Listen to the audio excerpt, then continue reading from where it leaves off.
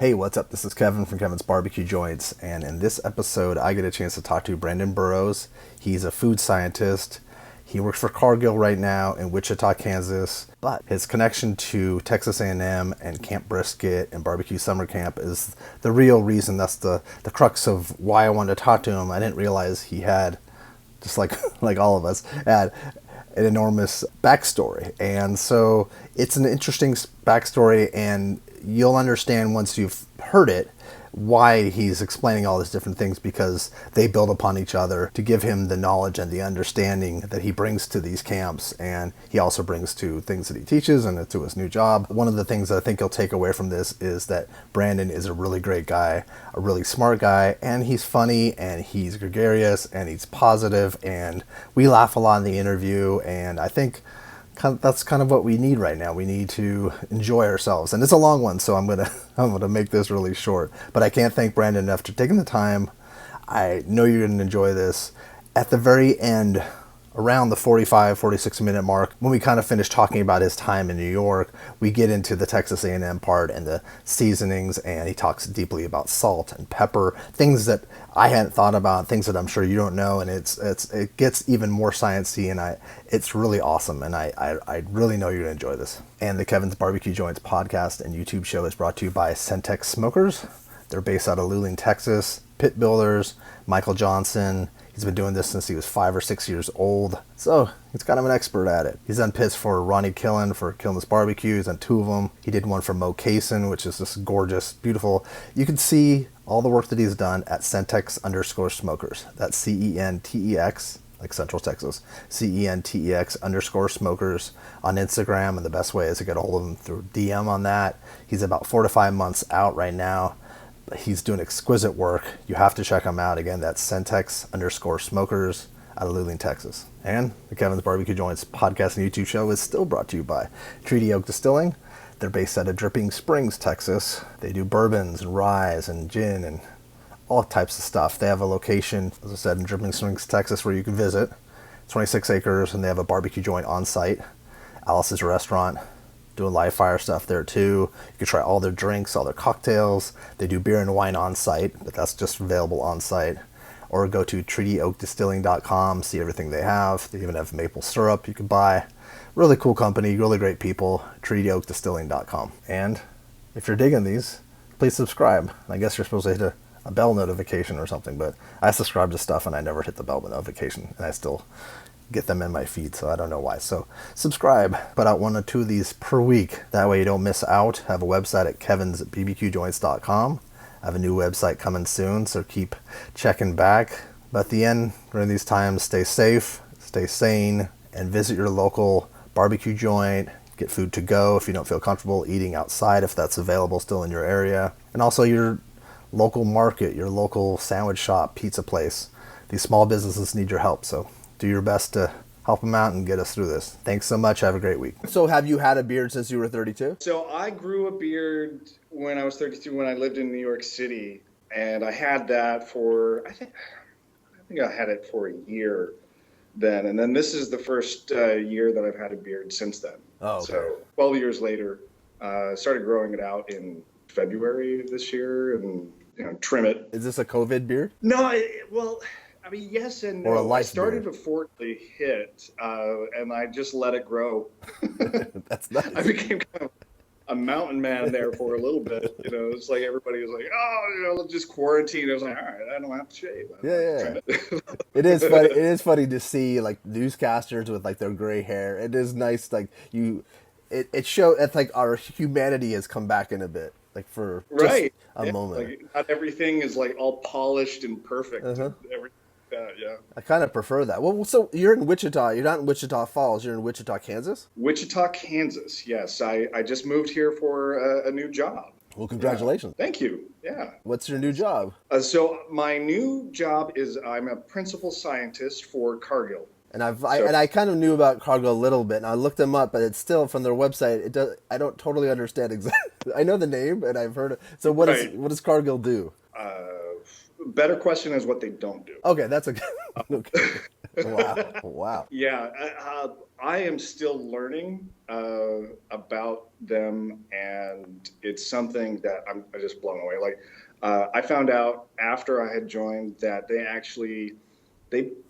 I think they still do it. They build tankers, like international water ships, like Wow. tanker. And they were doing that before World War II, and the U.S. government contracted them to build warships Interesting. and transport ships during World War II. No, it's interesting because I'm not doing this now, but I was fourth generation a furniture salesman, like to the hospitality world. And my grandfather, he worked for Lane, I think it was, a Lane Furniture. I don't even know if they exist anymore, but they made for the war, I think World War II, caskets and boxes for ammunitions. Oh, So wow. kind of, I guess a lot of people pivoted during that time too. So they're making so, but what are they like? If I was to see something that Cargill made today, what would I see? Or do they come in like in the aspect that you're doing, come in and assist Yeah. companies with things? Is that Right now, they don't have any branded Cargill products. But the products that is out on the marketplace that you may know, like the sugar replacement Truvia that's on the market, that's Cargill. okay? That's produced and marketed and sold by Cargill, but under the Truvia brand. Gotcha. Other brands that they own are Honeysuckle White in the turkey field in Shady Brook Farms. They have a Boar's Head competitor called Charter Reserve that I was also hired on to kind of help and promote with that. But yeah, it's just a lot of different things. So it's always interesting. I love learning about companies that do things kind of in the background that no one really knows about. And being a food scientist, like there's so much that I want to ask you, and I want to get to like how you got to where you are today, which that's a Right. 4 hour discussion or 50-hour discussion. But if, but like the 10-minute I'm version. good. Second interview, that's fine. Yeah, no, we're like part 7. You're now 22. You're 22. What do you no? But let's go. Let's at least let's food scientists. What are you doing for them? What is like and like maybe there's an aspiring person that's watching this or somebody who's interested. Yeah. What is a food scientist? What does that even mean? Food scientist. Well, I like to tell people that I get paid to play with food. Cool. So food science deals with everything from harvest to the plate. Okay. So whether that is quality assurance, whether that is microbiology, whether that is research and development, culinary, sensory scientists, so like actually doing sensory tastings and things like that. Everything that falls under anything that could happen to that food falls under food science. Could you wear all of those different hats, or do you have a specialty? Yes, I can wear all of those hats. My specialties reside more in like the research and development and the culinary, and just kind of creating new different things. But if you go to school for food science, you learn all of those things. Okay. Is your day-to-day job a lot of paperwork, a lot of computer work, or is it hands-on stuff? Well, with COVID, it's a lot of That's true. computer work than I would like. But I mean, the rest of the company here, like in the headquarters, they're still not in the office. Here at the R&D center, we're in the office when we have experiments going on, or when we're doing tastings, or anything like that we have to do when we're making samples. It's there. Also, relatively new to this location, so I'm still getting everything under my feet. Being a larger company, they have a lot of forms and Yes. process I can imagine.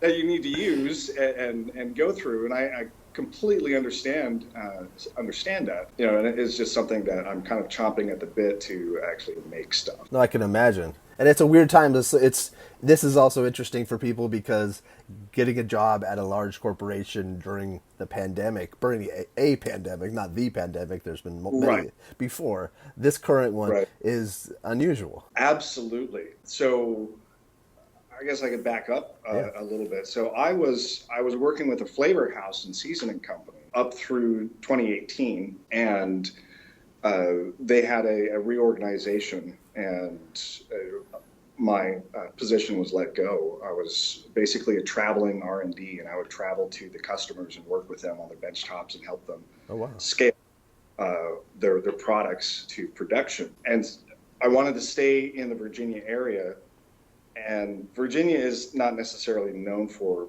a lot of R&D food science. They have some production facilities there, and so if you're in quality assurance, there's lots of jobs for you there. But since I wanted to do more culinary and more R&D, so to speak, there wasn't a whole lot for me. So I started working with some of the restaurants. There was I started my own consulting company. Oh, smart. So, and that worked fine until COVID.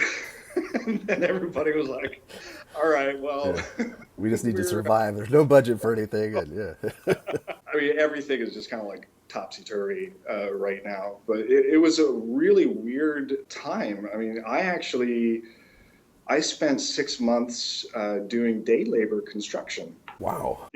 Trying to find work. And I had lots of interviews. And everybody was, well, we want to wait until after things open up because we want to have in-person interviews. And totally understand that. But yeah, I was doing construction. Do you have a construction background? Have you done that before? I have, yes. So throughout high school, like summers and stuff like that, my father is actually an inspector, like a building mechanical plumbing inspector. So I'd get an earful whenever he came home. As fathers do. The house that my parents they still live in, they built themselves. And so whenever awesome. it was so cool. Just to say it was like, my parents built something there. So like any repairs or anything like that, he made sure that we were a part of. And such a great thing. I fought against some of it. No, that's what I'm saying. Not from your side. I'm saying from his side and for you now. But like past Brandon hated it. Past Kevin, my dad was the same one. He's like, look at this, and I'm like, I wish I had paid a little more attention. Right. Yeah, that's one of my regrets is not going into it with an open mind on every opportunity that I had to learn. Super handy with his hands with that. So is he passed away? No, he's 85. He's still working. He's still climbing scaffolding. Like he's running circles around 20-year-olds. Be good for him, but what? Yeah. Does he do? It was like I wake up in the morning. It's like, how does he do it? Wait a second. All of a sudden I feel a little older. Yeah, it's like the bones creak. And it's like, okay, well. Yeah, but still, like 85. That's amazing. My dad, he'll be gone for 11 years in October. But the week before he had back surgery, and then he passed away like a week after back surgery. But the week before his back surgery, he was up in a tree, like cutting down limbs and things. And we're like, what is wrong with you? Like, so it sounds like he was cut from the same cloth as your father. Right. So you did do construction throughout high school, kind of? Yeah, through the summers of high school. And so I did land clearing. My dad taught me how to operate heavy equipment from the age of 5. So, here I am. I'm like wooden blocks tied to my shoes, trying to operate the backhoe crane and everything like that. I love this. I'm so jealous. That's my dream now is to have that. You did that at 5. Right? I thought it was great. Just to dig stuff up and But that's amazing. And how were you? Were you pretty skillful at that age, or at 7 or 8? Like, I guess you get things right at that age. Yeah, I mean, gosh, kids, man, they pick things up so quick at that age, and it's really amazing because like I didn't do any of that for a period of like 17 years, and I was able to pick it back up in after high school and stuff. And then I didn't do any heavy equipment this past summer. It was basically it was just like hands-on with like hammers, tools, things like that. How do you get that type of job during a pandemic when there's others that want it and there's crews that are probably down? Did you just know some people, or did you Yeah. go to Home Depot? Oh, Home Depot. They're like, that guy with the beard, I'll take it. yeah, no, it was like one of those things. I knew a guy who was working in another town, and he was actually looking to start a crew. And he knew that it wasn't going to be full time for me, but he needed somebody that he could trust and who could lead another team in a different area. And so we talked and came to an agreement. So interesting. This is in Virginia. This is in Virginia. Okay. Yes. So I grew up in Utah. Okay. Where I grew up. What part of Utah? Springville. So that's south of Provo. I was gonna say, my guess was Provo, but okay, so south of Provo. Just south of Provo. Is it a beautiful area over there, or is it near the beautiful part of Utah or the more flat part of Utah? No, definitely a beautiful part of Utah. We lived right at the foothills of the mountains. So within 15 minutes, we were in the mountains. It was just, oh goodness, it was absolutely gorgeous. Mm-hmm. I loved it. It was kind of crazy because like growing up, all my siblings were like, I hate it here. I can't wait to move away. I was like, I kind of like it here. I wouldn't mind staying. Ironically, I'm the only one that moved away. That's so funny. No, it's all good. So then is your family still there? Are your parents in Utah? Yes. Yeah. Okay. Still in the same house, same area. And my siblings are in Utah County. All of them. So how did you escape, or did you go? Was that college? Was it not escape? It's not. But I always feel like when people leave their hometown, they're escaping in some way, but not necessarily for a bad reason, just to kind of branch out and change. Right. Well, I guess I knew, looking back, in hindsight. Between 6th and 7th grade, my family took another trip. We always took like family vacations during the summertime. But we took a vacation down to Florida, and Epcot Center had opened up by that time.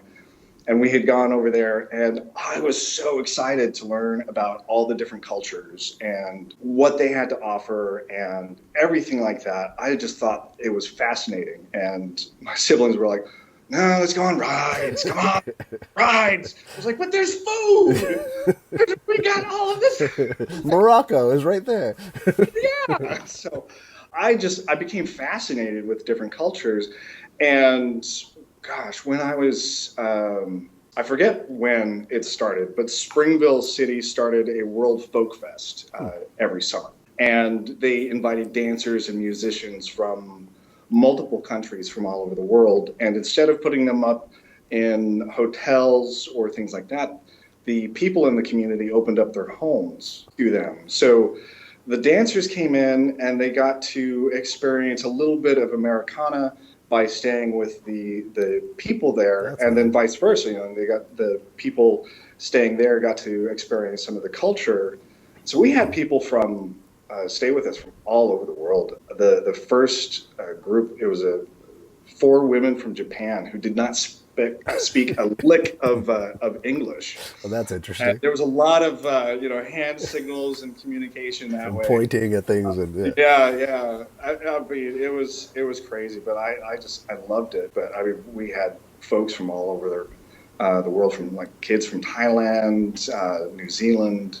That is fascinating. It was crazy. We were involved with that. My dad, he's pretty gregarious, and so he was in charge of the hospitality tent. So we wanted to make sure that they had things to drink and eat, and different restaurants and grocery stores in the area started donating to that, and we would prepare like fruit plates and meat plates, and then Coke started donating machines that they could get like drinks from. And then I think later on, Pepsi took over that, and so they started donating the soda machines for that. It was interesting because like a lot of the folks from International, they knew Coke, but they were like, "What is this? What is Pepsi? What?" That's interesting. So it hadn't really translated yet. Coke really took off across the world, but it seems like I wonder, has that changed, do you think? Do you think Pepsi has a better handle? Yes, I would say You would hope so. so. I would imagine. Gosh, I would say, when did that switch happen? I think it was 1991, around there. So it's been a long time since then. I would say that. But you don't hear people like, I want a Mexican Pepsi. It's always like a Mexican Coke. Or Coke from another place. But I do see, I think I lived in Japan for a year. I'm just trying to remember if I even noticed that aspect, if they had Pepsi.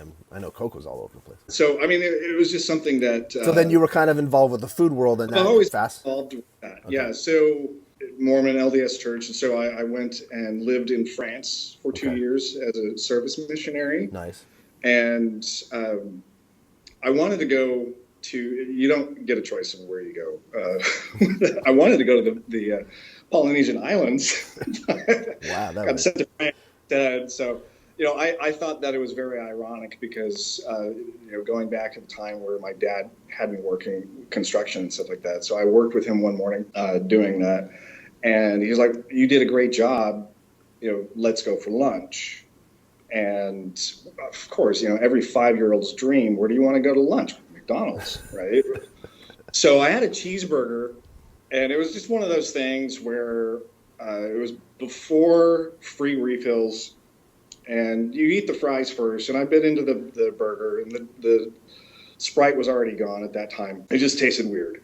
And, my dad was like, well, look at it. And up to this point, I loved cheese. Mm-hmm. It was like one of my favorite snacks was like a grilled cheese. And I just remember looking at it, and that was my mistake. I should have just left it alone. But it looked like there was like a forest of mold on the cheese. Oh, something. No. And so I remember throwing up. At 5? At 5. Because at that time you get those allergy tests mm-hmm. and stuff like that. And stuff. So I had those down my arms, my back. Yeah. Yeah. So it's I remember thinking, okay, well, I'm allergic to mold, so I just ate mold. I'm gonna die.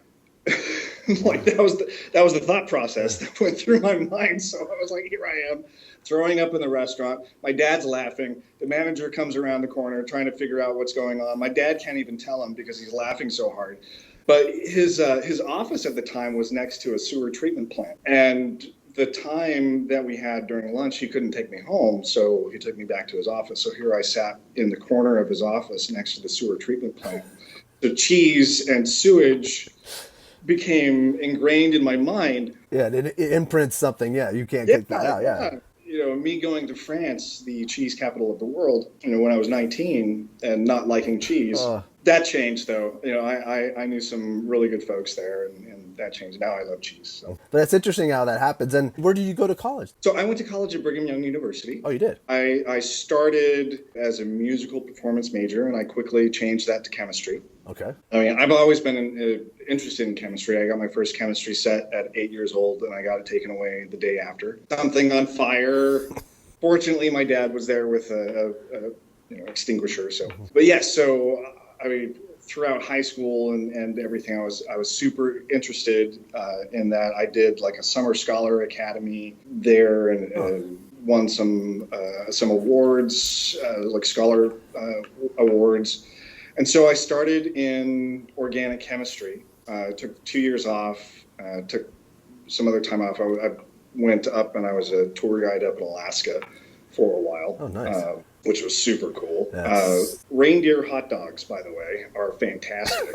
Is that something that I wonder if I could have that shipped? I think so. Okay. I'm going to do some research after this. Okay. Yeah, they're fantastic. And caramelized onions on top, caramelize it in Coke, by the way. At least that's what they were selling on the street corners. How do you become a tour guide in Alaska? Did you go there and then learn about Alaska, or did you work for a tour company? I worked for a tour company. Yeah, I worked for Holland America Tour Lines. Okay. It was a job that was posted on one of the billboards at Brigham Young University. Okay. I was like, oh, that looks like it would be interesting. So got trained on, those big old motor coaches and learned how to drive those and went up there a little early and went around by myself with a rental car and got to know a lot of the locals and the local stories and and just went from there. That is great. That's really cool. So then from that, did you end up going to Texas A&M? Is that how the connect, or did you even go to Texas A&M? No, I didn't go to school at Texas Okay. A&M. So yeah, let's reel it back in. It's hard. I could go because I could go on tangents for the rest of my life. So I was a semester away from graduating in chemistry, organic chemistry, and my major professor pulled me to the side. He said, "Well, what are your plans?" I was like, "Well, I'm going to go on for a PhD." And he's like, "Well, why?" I was like, "Well, I enjoy teaching." And he's like, "Well, why chemistry?" And I was like, "Well, because," it's like, "Why PhD in chemistry?" I was like, "Well, because that's really the only thing I can see doing to make money with this degree." And he looked at me, he's like, "I think you need to find a different major." Whoa. And I was like, "I'm a semester away from graduating. Are you kidding me?" So I thought he was a jerk at the time. Looking back, I really appreciate that advice. Yeah. Because, I look back, I did some self-reflection and investigation with that and realized that I do better when I apply things. So, and the way the chemistry was taught at that time, I don't know how it's taught now, but it was very theoretical at that time. And looking back on high school, especially like calculus versus physics, give me the same problem and I would struggle with it in calculus, but I could do it no problem in physics. I don't know why. It was just the way my brain worked. Yeah. I looked around and I was like, well, how do I apply chemistry? And that was really the issue that I was having, even up to that point of trying to figure out what can I do to make money with this degree. And I was walking around, and they happened to have, in the old chemistry building when I actually started my freshman year, because they had built a new building while I was away in France. So I was walking around the old building and found posters for food science. Okay. And I thought that was super interesting. So I met with a couple of the professors there, and they told me what it was. And I thought, wow, that sounds fascinating. So that day, I added food science as a double major. And the very next day, I was walking down the hallway, and these two guys were talking about some issues about like rancidity and things like that, of like fat analysis. And so, my chemistry brain heard that. And I was like, oh, well, have you tried HPLC, and all of these things? And they looked at me and were like, would you like a job? So the day after, I hadn't even started food science yet. And I already had a job working in one of the labs, setting up HPLC, like high pressure liquid chromatography, what it stands for, and gas chromatography and things like that. So, the basic stuff like that. The basic stuff like that, yeah. That's amazing. Wow, that's so interesting. Okay, that's what a great, like, the perfect timing, the right. Kismet, yeah. Yeah. So, I mean, and it just made sense. Everything just seemed to click after that. I did an internship with the Kellogg Company, where I got to work on Raisin Bran Crunch, all the different flavors for the prepackaged Rice Krispie treats, some other things that never did take off, so I can't really tell you about those. It was a lot of fun. I really enjoyed it. That's really interesting. So I came back, and one of my professors talked to me. He's like, hey, we have this opportunity with the company. They want to do a study on particular cryoprotectants, and so cryoprotectants in hams in particular. And we want to offer you the opportunity to do a master's degree in that. And so I was like, well, let me think about it. And later that day I was like, yeah, let's do it. So I was still an undergraduate, and I was able to start on my master's project while I was still an undergraduate. Wow. And I had taken so many classes, with chemistry. Oh, I'm sure. That I was just going to go to waste. And so I talked with, some of the professors, and they're like, well, if you're not using this for this other degree, we'll just apply it to your master's degree. Oh. So I finished up my coursework in 8 months for my master's degree. So nothing like a glutton for punishment. Yeah, yeah, that wasn't tiring at all. That wasn't No. a lot of caffeine. So finished that up. The coursework was no issue, but started. So I went out and I started with a company called ConAgra Foods, and started working with them in their deli and ready-to-eat meats division in the Chicagoland area. And that it just kind of like went from there. I started getting more and more involved, interested in meats and culinary with that. I mean, and to give you, I mean, I was really involved and interested in culinary. And on my days off in France, I would go and learn from like the pastry chefs. You know, we'd go in and we'd talk to them. It was like, hey, look, you don't have to pay us. We just want to learn how to do this stuff. Yeah. It was super cool to be able to learn that. But like where I came from, you know, when I was a teenager, I couldn't even melt butter properly. Like, Yeah, no, I'm sure it's. and I would just, you know, I would just turn it on, and you know, the fire alarm would go off, and I knew how to make macaroni and cheese from, you know, the Kraft macaroni and cheese. It's amazing how that shift could come, and that you became something completely different than, and your skill set was so different, and your worldview too. Like going to France, that's a great worldview. There might be religion or whatever might not be on the same track as you religion wise. I'm sorry, it's still early for me, but it's actually not. I usually get up around 5, but I can't sleep anymore. But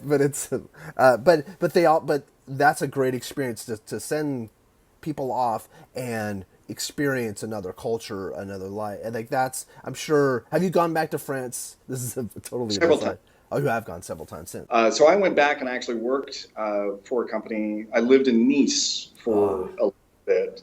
I worked for a company that I was in charge of furnished apartments across the country that were rented out to executives and things like that. So that was a short stint over there. But yes, I've gone back several times. I used to work for Kroger and Murray's Cheese, and I used to set up cheese shops for Murray's Cheese. I set up 35 in California, so I was indoctrinated. I had not been going down that route. Was just getting a job in between jobs, and it turned into something that was. But my knowledge of cheese and my respect for cheese is immense now. I didn't realize, and I was like you. I was the American cheese and Kraft cheese and the basics. That was maybe Swiss every so often if I was daring. Shaking hands and daring. Exactly. I'm so crazy. But now I pair odd things, and I also want to eventually work on pairing barbecue with cheese. I think that would be an interesting road, at least an experiment to see how that works. That would be interesting. Yeah. I don't know how brisket and blue cheese. I've yet to try that, but probably would work. Maybe. I think it might be too. Depends on the blue cheese. It would have to depend on maybe like a more of a creamy one, maybe from something from Oregon. I don't know. Well, we could talk another time. Maybe we could do an experiment together. Exactly.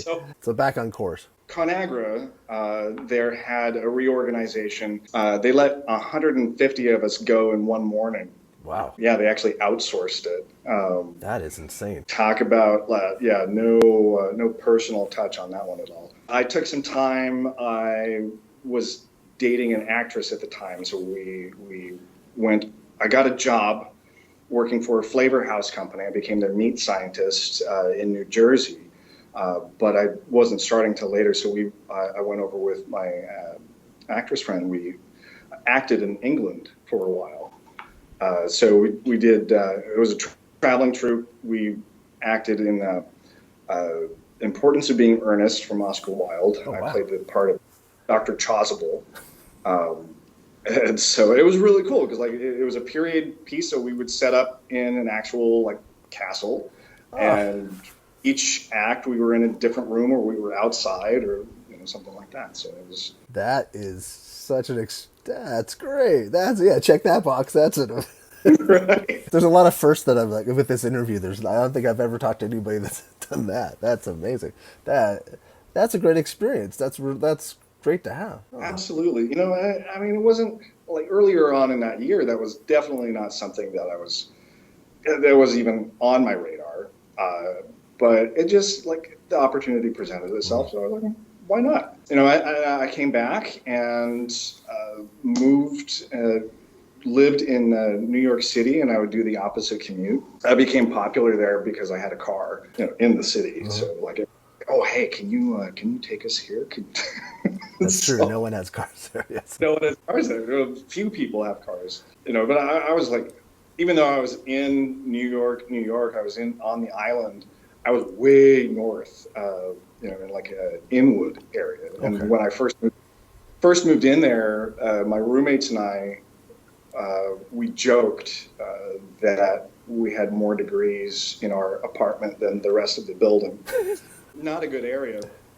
When we first moved in, we kind of joked also, it was like, if you heard English, you looked around because something was going down.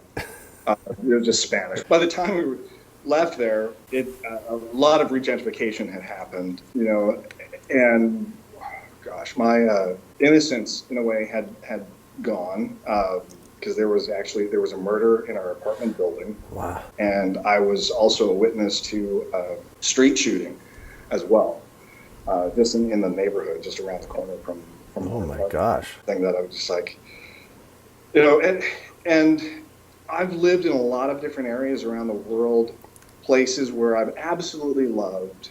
And when I first moved to New York, there was actually more things that I disliked about New York than I liked.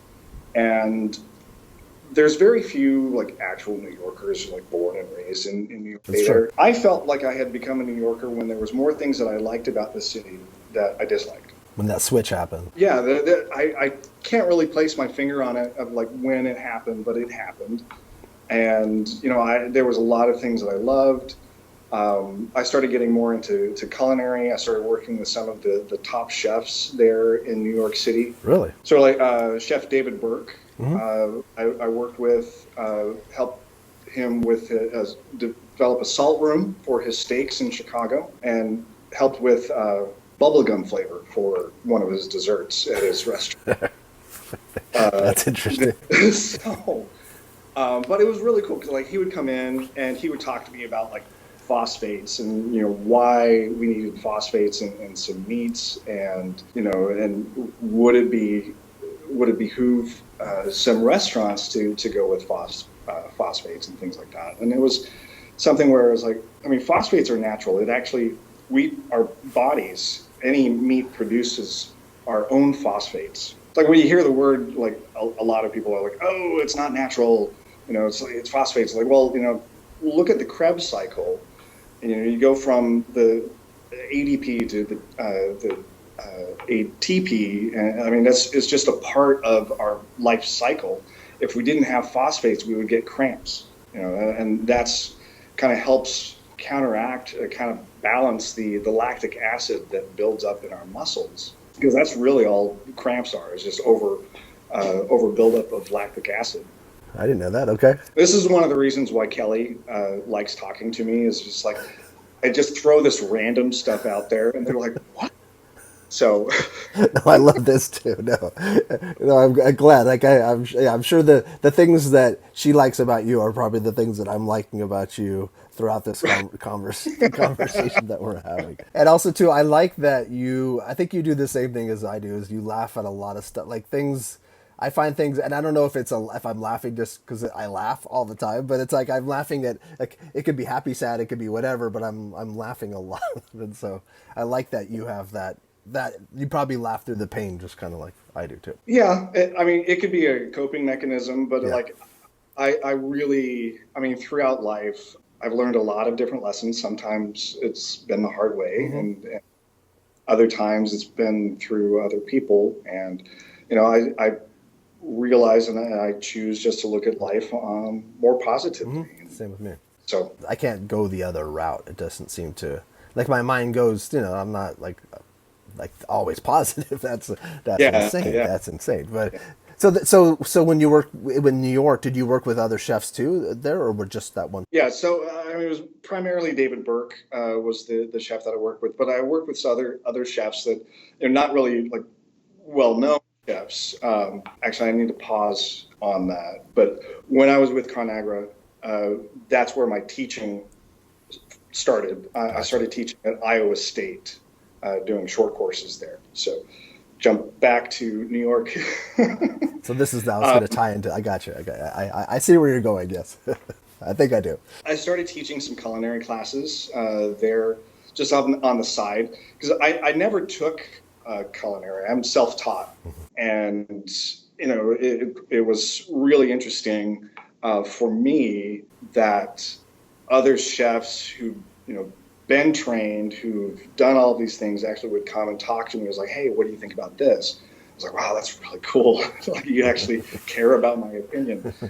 So and I ended up owning my own catering company there in New York City for a while, and Oh that wow. started just by a fluke. So like I wanted to do something that was just super cool and get people to know what I did. So I worked with some of the other chefs in the area. It all kind of happened at the same time, like within a month of each other. There was a silent auction going on, and all the proceeds went to the kids in the area so that they could, in school, do road trips and things like that. So I was like, oh man, yeah.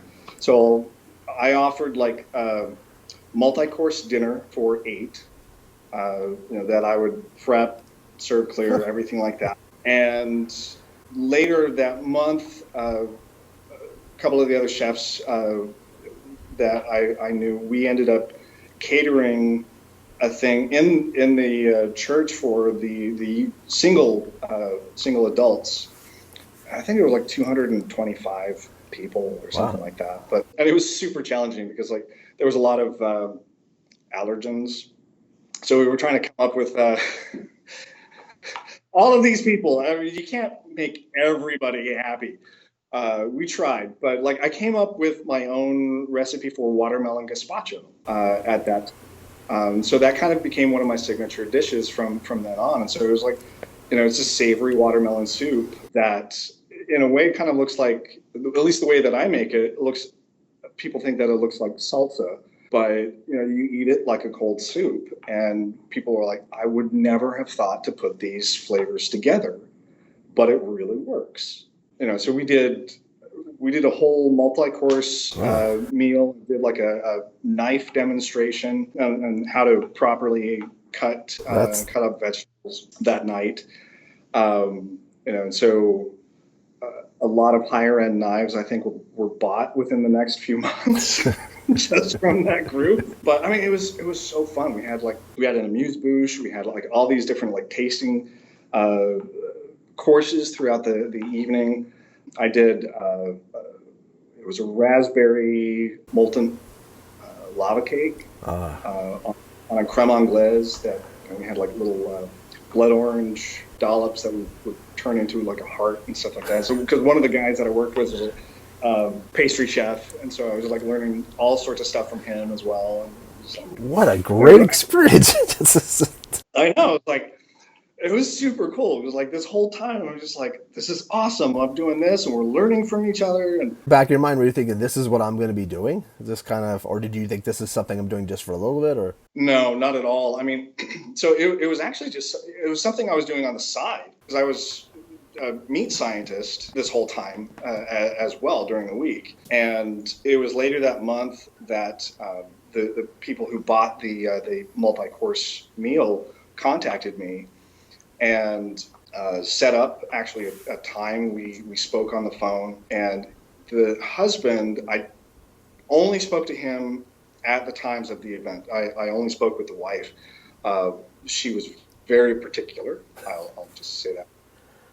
But her husband was like an executive for one of the companies on Wall Street, and they like had a whole brownstone for just their family on the Upper East Side for the meeting. And I'm just like, oh my gosh!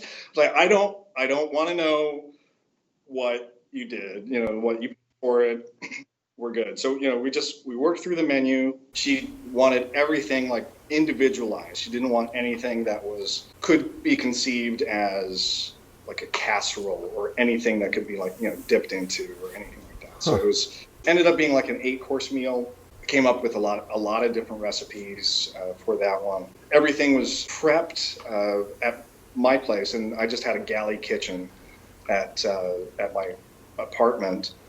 And then when the catering started going off, I started like coming up with all these different recipes. My roommates didn't mind at all because they were of course, yeah. They're like, well, what do you think? I was like, this is amazing. I was like, yes, but you also eat fluffernutters. So. Yeah. Please give me some honest opinion for that. Hello, it's me. Just want to let you guys know that this is the end of the first part of the interview, and the second part of the interview is coming up. We're sticking with the New York theme and where he was in New York, but we finished it off, and then a couple weeks later we did the second part so we could do the full story.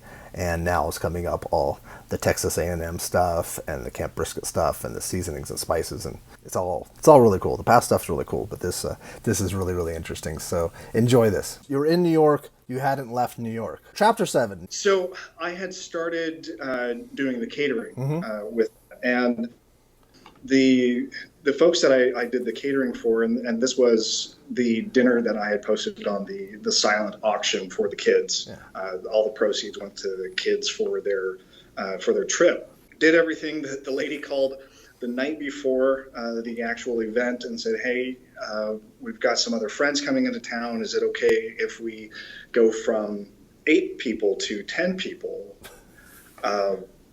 Fortunately, I had some extra, just in case. And so I was like, yeah, sure, we could do that. But they ended up really liking it. I probably got one of the best compliments that I had ever gotten during that meal, is that 2 women were talking, and they were saying, well, we just ate at Per Se, which was Thomas Keller's restaurant just the week previously, and had his lobster bisque soup. And they were saying that my lobster bisque and the rest of my stuff was actually better than the food that they had huge at Per Se. I was just like, whoa.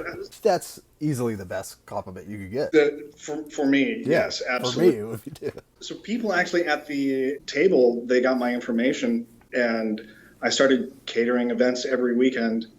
Never had to advertise. Wow, that's nice. It was just people who were at each dinner got my information. It's like, hey, can you cater for us this next weekend? Or, so it went for quite a while, and I enjoyed it. And at the same time, I was doing the work as a meat scientist and working with some of the other chefs in the New York City area. And it was great because I was getting to know like all the different trends, all the food trends, restaurant trends from around the globe. Getting to know that because a lot of the customers for the catering had some international tastes as nice. Well, requests. And that right there actually led into a whole culinary discovery of like all the different seasoning trends or marinade trends that was brought into the barbecue world. And that's how, in a way, I was brought into the barbecue, because I was first asked to teach some poultry classes down there at Texas A&M. First in Auburn, and then at Texas A&M, but it was all on seasonings and the trends that they had for poultry and wings and how they were processing them. And so I think I saw you have some photos on your Instagram of that, right? Or on Facebook or something? I believe so. Yeah. Because I was curious. I was going to ask you about the poultry connection, because I didn't understand really how that fit. I knew it somehow could, but I didn't know exactly what. Right. So that's actually how I got involved with barbecue, because it was Christine Alvarado, who was the professor in charge of poultry there at Texas A&M. She had invited me to teach at the barbecue camp and teach especially on the poultry side and the seasonings. And so I don't know, it took actually like 3 years for me to actually get there. Just life and things were always it just didn't gel. So finally, I believe my first time teaching at the barbecue camp was 2014. Okay. It might have been 2015. And at that time, was it mostly restaurateurs coming in, or were there enthusiasts too, or who was coming into that? Into the barbecue camp, Yeah, that time. 'Cause I know like it's exploded to what it is now. Where exploded now. So at that time, I know that you've interviewed Dr. Sable. At the time, it was a bunch of IT people. really, It was most IT people.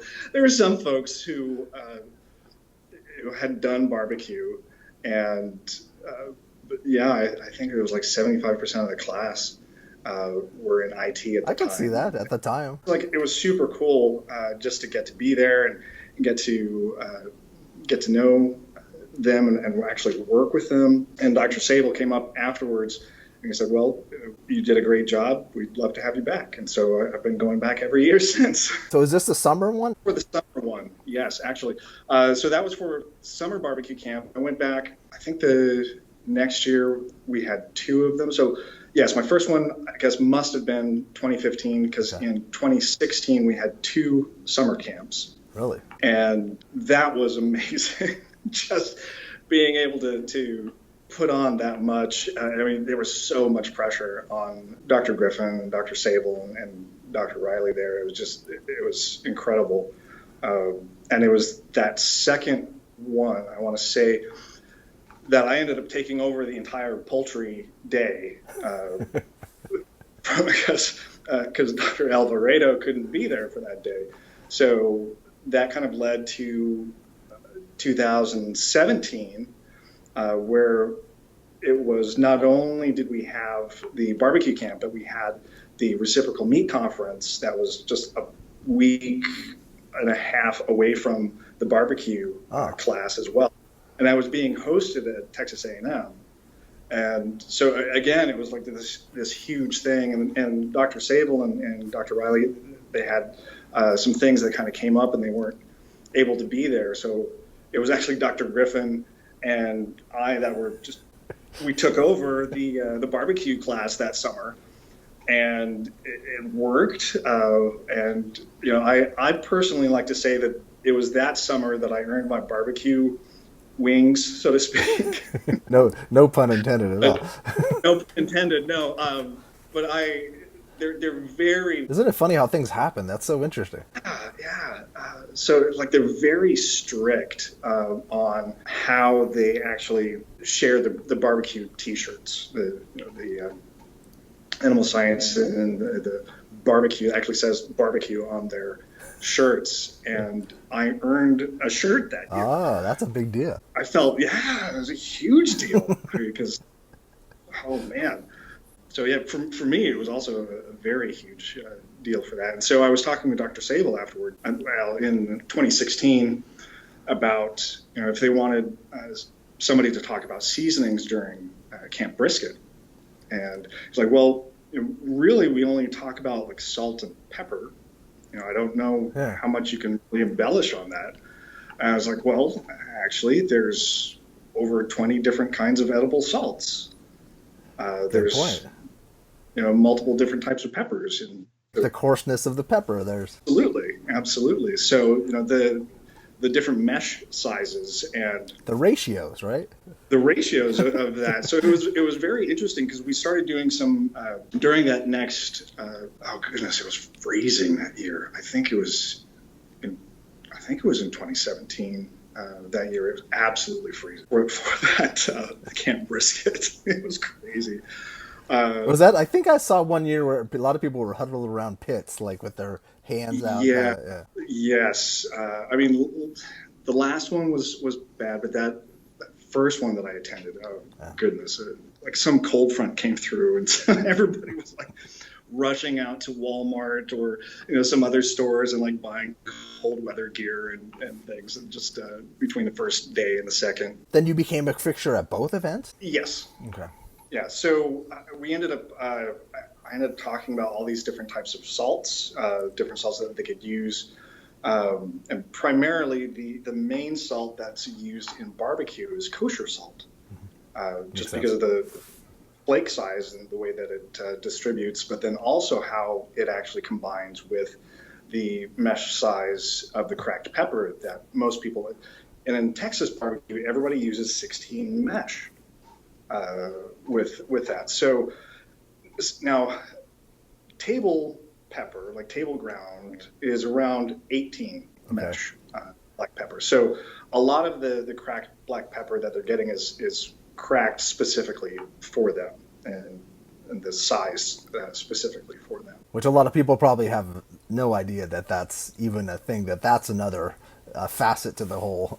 That's a whole other facet to it, and something that I was teaching in the applications and the flavor development specifically, I mean, outside of using a thermometer, is that actually weighing, not just using a measuring scoop or a measuring cup, but actually weighing out what you have, because you can use different salt. You don't have to use kosher salt, but a cup of kosher salt versus a cup of just normal table salt is going to weigh different. Mm-hmm. You have much smaller granules on the table salt, so a cup of that is actually, you're going to have a saltier taste in your finished product. And is it iodized salt? Is that what table salt is? Is that pretty much? Yeah. I'm trying to think like what it would, but it also has a different flavor profile. Yes, because I mean it's a different minerals, and so all the different like minerals and the composition of that, because it's not 100%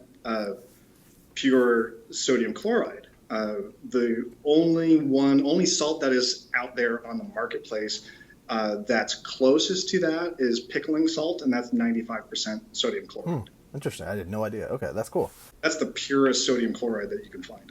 That's awesome. That's so weird. No, it's super weird in the best way, because but it's also I think a lot of people don't know a lot about salt and pepper, and it's like the most common things that everyone uses every day, or it's in it. Like my mom has some issues with sodium, so I have to now look at the labels and I've been scouring supermarkets for things that don't contain salt, and there are very little. Like if that's a niche, if you're listening to this and you want to jump into that niche, you would like I found like some potato chips that have like, there's one kind, it's a really good potato chip brand, I forget, they have no salt, but it's like otherwise it's kind of hard not to find sodium.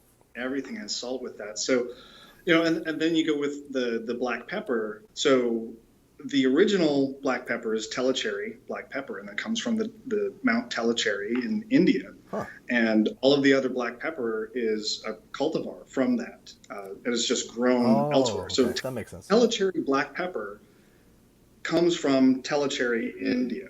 That's a standard of identity and a name process of that. So India is a huge exporter of black pepper, but now, I mean, you can get black pepper from anywhere, and the majority of the industry is now getting black pepper from like India and Vietnam and those places like that. Interesting. So that's something too that I never. It's a bush, or no? It's a tree, right? Because there's pepper. It's a tree, right? Yeah, because I've seen it. There's the red pepper. There's a tree out here in California that has those red pepper. I know that it's.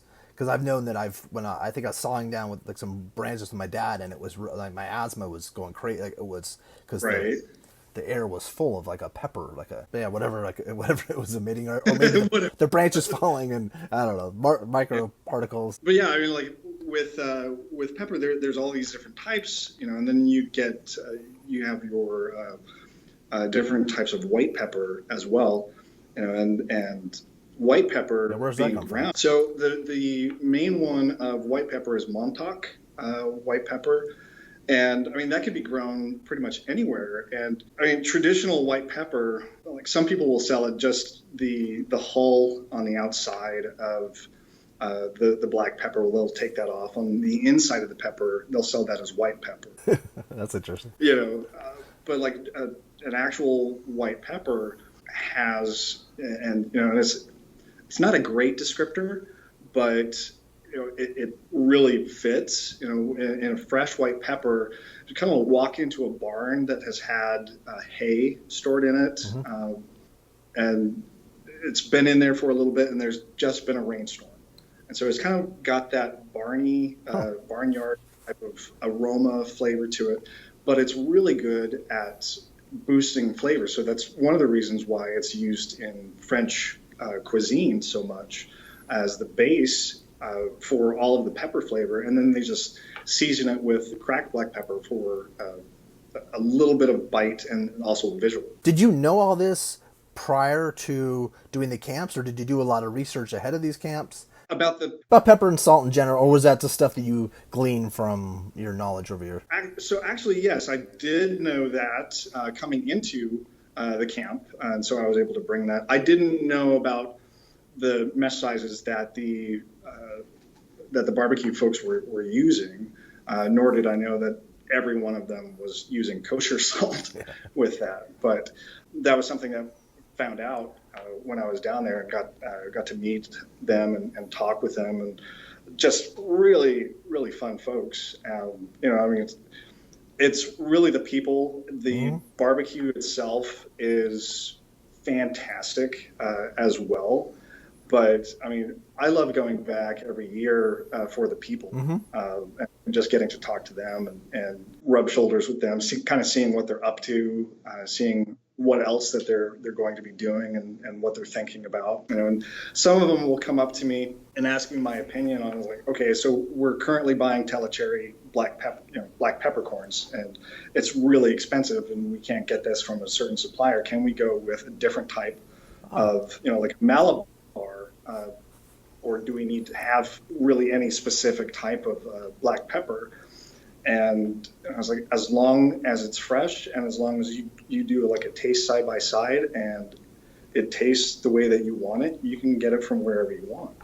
So are you kind of like becoming or have become like the spice guy? Like, do people contact you about that, or is it just mostly at the camp? Say, because like people will watch this and think, I might not know enough, and I am my place, my supplier's having trouble getting this or whatever. Would you mind if people DM'd you or reached out? And just... I wouldn't. Yeah, I wouldn't mind it at all with that. I've actually had... Your knowledge base is huge, and it's nice that people, have somebody like... I've never talked to anybody that had this type of knowledge about spice and seasoning of flavor and the science part of food. Definitely very unique and very niche in a way with that. But no, I actually have folks, like I give out my information at the camps, and I've had folks from the camps reach out to me later on and just kind of like pepper me with pepper. It's good. It's bound to happen. It got shit so bad. It's happening. I love it. A good food pun.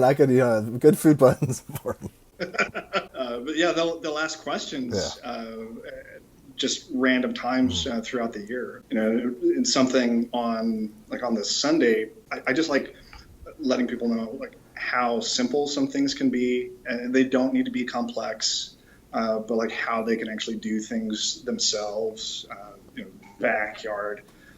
So I'll teach them how to like inject a bird, how they could like make up their own seasoning as well. Are there certain spices or seasonings that are best friends with poultry, like that really go well, that you always like these are like 2 or 3 base seasonings that make sense? Because I don't I'm trying to dumb down exactly what you're saying. I don't mean to do that at all. No, that's fine. Personally, I think that with poultry, it's kind of like a blank canvas. You can do almost any type of seasoning that you want. If you want a certain flavor profile, unless that flavor profile is the flavor profile from a protein, whether that's pork or whether that's beef, you can do whatever flavor profile that you want. And that's actually something that I go through is like recipe development as well in the summer camp, not in Brisket Camp, but in summer camp, I go through a recipe development and how to actually layer your flavors in what you're doing, so that way you can get it and it's balanced. Yeah, because I think a lot of times people have either a family recipe that they're going off of, or some childhood thing, or something they're trying to mimic, and it's nice to and also too, if you're having all these proteins on a plate together, because a lot of times people order a big platter or something, I don't think about that portion myself. I just think about experience when I go, I order a platter. So. Yeah. These days, Absolutely. Yeah, especially with this hibernation that's going on. It's like when you're out, Yeah. you want to eat, but also too, that component is interesting. I wonder too, is that something that people, because there's all these rubs and there's rub companies and people doing rubs, have they ever reached out, or have you at the camps talked to people that are developing their own rubs? Yes. So it's interesting. Jess Pryles, Yeah, I was actually. thinking just, but that was the name that was kind of popping in my head. Yeah. So she reached out, and she reaches out and talks to me now and then, just kind of like, hey, is this recipe? Can I call this keto friendly? Or how do I get this type of mouthfeel? Because during actual like barbecue competitions, a lot of people use butter, and they'll use butter on it, and then they'll add their seasoning and rub on it. How do I get that without having like dairy? So I talked to her and gave her some ideas, and I'm not going to tell you what I told her. No, don't. She came up with her own rub with that. It's fantastic. It's interesting, that whole rub world too. I don't think people aren't just slapping things together. There's a lot of time and R&D and that's involved, that if you want to be successful. Oh, absolutely. And that's something that, I mean, if you're doing some type of a rub, I mean, with brisket, it's primarily just black pepper and salt. But, people like John Brotherton and Russell Regals, they're now doing pastrami as well. So it's a different rub, and they've actually got a fantastic rub that they're doing. But like some people, they find that the coriander might be a little bit too much with that. But it's it really, you need to taste it yourself. I'll talk a little bit about like using alcohol and marinades and things, and it's something that a lot of people will just kind of use like this cheap type of alcohol for their cooking. And I talked to him, I was like, if it's not something that you're going to drink, it's not something that you want to use in your cooking. That's good advice. Like an alcohol, like a wine or like a brandy or sherry or a wine or a beer or anything like that. Yeah. Do you also have like brines with pickle, or with like because I think people use a lot of pickle brines for things, or at least I've seen a pickle beer. There's a lot of I mean there absolutely is now. That's something that's gaining in popularity with the pickles, and part of that is the pH. And that's for like injection, and one of the reasons we were talking before about like phosphates and salts. One of the reasons that we use that, and we were talking about lactic acid buildup in our muscles. That's really what happens during rigor mortis, is the lactic acid buildup, and there's no way for it to escape, because the body is no longer pumping phosphate back into it. So the whole body seizes up, and there is a complete shift in the pH of the muscle, regardless of what type of muscle it is. And the finished product after it comes out of rigor mortis, it cannot hold water like it used to. It's a little bit tougher. And so that's one of the reasons, is trying to get that pH back to where it was before. So I'll talk about, if you don't have phosphate at home, they have a lot of higher pH waters in the supermarket now, like pH of 9, or they have like Icelandic water and things. And so I've seen that. I've always wondered what people were using it for. Well, I mean, the theory is that if you drink it, you can change the pH of your body, and so there's a lot of acidic foods out there, and the theory of it is going a little bit more basic.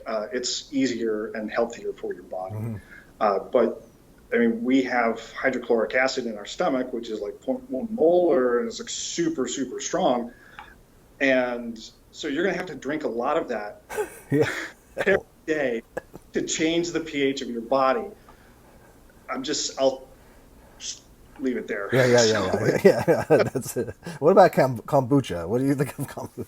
Kombucha? My friend was drinking it for a while because he had heard that it helps that fermented things help against COVID that people were, because they were having studies, I think, in South Korea because of the Right. kimchi and things that they're eating, that there's something in their metabolism that, I don't know.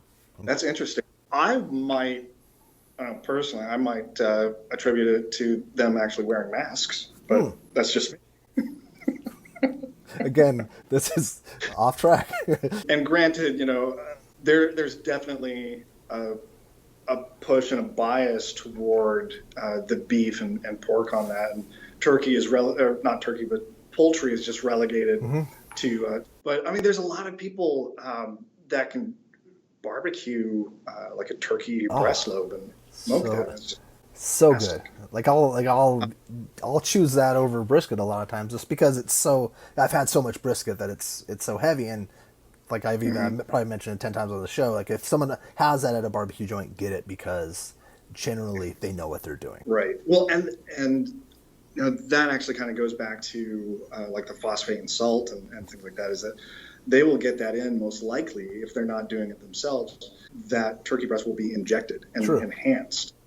So, because you cannot do barbecue of poultry products without enhancing the moisture level of the products. It's just not going to work. You're going to either have like a super dry, or it's going to be good, but then the skin is going to be rubbery. And so just to be able to have a good balance with that. Most people are probably getting it pre-injected. I would say that the majority of them that I know, when it's coming in from a supplier that has already injected it, enhanced it. Does a brine or a marinade help at all? Yes, it does. So like so that's something else that I'll talk about in the camp. So like just a static brine versus like doing like a vacuum marinade tumble versus actually injection. And that's something with a vacuum tumble, we do fajita meat there, and it's no secret. I just do a 1-to-1 ratio of zesty Italian dressing and salsa. So each pound of meat that I have, I'll do breast meat and thigh meat. I do a pound of both of those and vacuum tumble those and let that sit after that, and just. Is it paste? Do you use paste? I have used paste. I think Kelly told me about this one time. Really, I swear. Because one time we were texting about like marinade and like Italian dressing, and then she said, then I think she said my friend Brandon, and then I just didn't know who this person was, and now finally it's all clicking. My brain works. It's all clicking. Yeah, so I kind of blew her mind with that one, because that's so simple. How long do you marinate it for? Or but you put it in a tumbler? Is a tumbler like a, not sous vide? It's just a tumbler. Or? No, well, I mean it is sous vide, because like you pull the vacuum, pull some of the air out of it, and then you tumble it. And you could get these tumblers like on Amazon for like $30. Oh, okay. And you could do like a benchtop version of it, so it saves a lot of time. You can pull that and then have it tumble for like 30 minutes, and it's equal to letting your meat sit in a static marinade for 24 hours. Oh, wow. It really speeds things up. The Amazon link below to that. I think I'm going to get. I don't sponsor any of them. No, but that's a good idea. That's really smart. So equal parts Italian dressing and salsa? Wow. Yeah. And so you can do a static marinade as well. You don't have to do the vacuum tumble with it. But I mean, it's something that after 48 hours, you're not going to get really any much more flavor of just having a static marinade. It comes to salt equilibrium, and it's not going to go back and forth anymore. Do you eat a lot of chicken? Do I? Yeah. I eat a lot of meat, just period. You're a fan of all the meat. I'm a fan of all the meat. Yes, I do eat poultry. I mean, it gets to a point of, when I was doing my master's degree, and I was doing a class on slaughter. Actually, I became a vegetarian for 4 months. I could see that. After that, just because everything, like the smell, just kind of, not necessarily because I cared about the animals, just I couldn't, get that smell out of my brain, out of my sinuses. And then Then we had some good barbecue, and And that'll wipe the slate clean, and you're back on the I stuff. completely just erase that. The last several years in the industry, I've been asked to do a lot of meat alternative products, and actually like come up and develop with a lot of meat alternatives. How Whether was that, like that's with jackfruit and things like that? with jackfruit, with soy, with pea protein. So just it's a really growing market, and it's not necessarily because people are vegan or vegetarian with it. It's because there's a lot more people that are going flexitarian. So they're just eating less meat, but they still want to have that protein source. Oh, so that's called a flexitarian? Flexitarian. Yeah, because my ex-wife was a pescatarian. They ate fish and vegetables. Yeah. Yeah. So flexitarian is you still eat meat, but you're also trending to eating a lot of salads and vegetables and things. Yeah, my friend who I went to college with, he was really into like the Impossible burger, like all those kind of things, like the Impossible stuff, or there's another. Right. There's those two, yeah, I think that are the biggest ones. Yeah. Yes. But it makes sense, and it does make sense to balance your diet and to not eat a primarily beef based diet. Right. Right. Did you ever live in Texas, or did you just travel there for the? No, I traveled there for this. I never lived in Texas other than I had cousins there and that we would go visit when I was younger, like in San Antonio and Houston. But I fell in love with the watermelon from Texas during those visits. So what? So it was the Is it watermelon different? and the tamales. I remember being 3 years old, eating tamales in a swimming pool outside of my great aunt's house there in San Antonio on the side. And for some reason, like growing up, I always equated San Antonio smelling like oil. Like hot oil, and it just so happened that she just lived right by the train tracks. So Of course.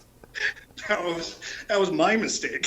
So, But it's a real. There's these visceral connections that you have with, especially Right. scent based for me too. Like there'll be places where I was in New York and I smelled like, this smells like Disneyland. Well, actually, it was like the Haunted Mansion. There's like the tires that they're using, like it burnt or made a smell, and it smelled just like the subways in New York. And I'm like, that's just the weirdest connection ever. Yeah. yeah. So you're eating tamales. Did you have watermelon with this? Where's the watermelon? Watermelon, and that's what I remember from when I was young and visiting cousins there and stuff. So, but no, I've never lived there. I'm kind of like an adopted Aggie with Texas A&M. I didn't go to school there, but they kind of welcomed me and called me one of their owns there.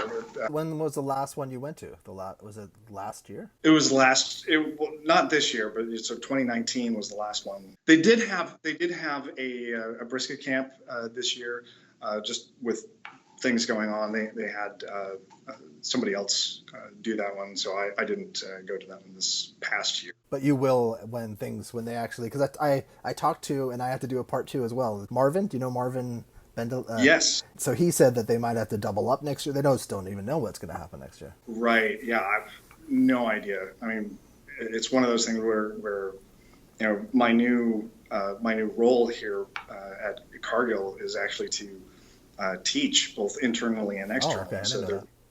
sponsor me kind of getting out there. So I wrote to them. They're like, "That's fantastic. We've got like all of these ideas. Just we don't know when we're going to be opening up." But that's cool. That's interesting. So you will be teaching. You'll be kind of weaving in Cargill into it a little bit, right? So yeah, Not overly, but like I don't know how that's really going to play out. I never really focused on the teaching part, and presenting the companies that I worked for before. It was just trying to get the information disseminated across. Yeah, that makes sense. It's really interesting because like the sauces, barbecue sauces, there's actually like 5 basic barbecue sauces that most of the other barbecue sauces have come from. Outside of the southern United States, most people think that the Kansas City style of sauce is barbecue sauce. True. That's the one with the molasses and the brown sugar. And in the U.S. you have the vinegar and pepper, which is the Carolina mop sauce. They have a version of that with mustard, which is like South Carolina and Western Virginia. Then you get a little bit more tomatoey when you get into the Memphis and Tennessee style. With Texas, there's more tomatoey, but it's not as sweet. There's a lot more black pepper into it. With Alabama, it's strictly for poultry. Like their sauce is mayonnaise based. Yeah, so wild. It's primarily for poultry, which, although I got to tell you, to kind of like marinate some like a chicken breast in like, take whatever favorite ranch dressing that you have and like thin it down a little bit, marinate it for a couple hours, and throw it on the grill. It's fantastic. I'm cooking a lot of chicken lately, just because, and so that's. Yeah. Well, I'm just trying to just mix it up and just try to, because I'm trapped, so I might as well. But that's a really good idea too. I thought you were going to say mayonnaise. Can you marinate something in mayonnaise? You can use mayonnaise as well, but it needs to be a little bit thinner because you'd have to thin out. Right, like going on to the Kansas City style of barbecue sauce, that's the thicker sauce. There's a lot more sugar from the molasses and from the brown sugar, and that's actually one that is a finishing base or based in a way, because if you cook with it, your product is really going to burn because of all the sugar. That makes sense. Unless you water it down or thin it out with something else. Things are really going to char if you are grilling or smoking. When you did classes at all, when you did these, did you ever talk about barbecue sauce, or is that just something that you're talking to me? You just have a good knowledge of it, or because that's an interesting topic too. I think that would the classes at Texas A&M. Yes, actually, I have a whole section on sauces. Okay. A whole section on sauces, and then on the rubs, and then on the Sunday section, I actually talk about just getting creative, like something that I did and people really liked it, and so they wanted the recipe for it, is seasoning for the cheddar jalapeno chicken sausage. So put that together, get the recipe with that. Another one is I do a Peruvian rotisserie seasoning. And it's just phenomenal. So instead of having to marinate your chicken in like orange juice and lime juice and all of these things, you can do whatever you want with it and use this seasoning. And I use orange oil, essential oil, and lime essential oil. And then I also use like lime crystals. Like True Lime is a product that's on any shelf. And it's lime oil that has been mixed with lime juice and citric acid. So you get a very true flavor with it.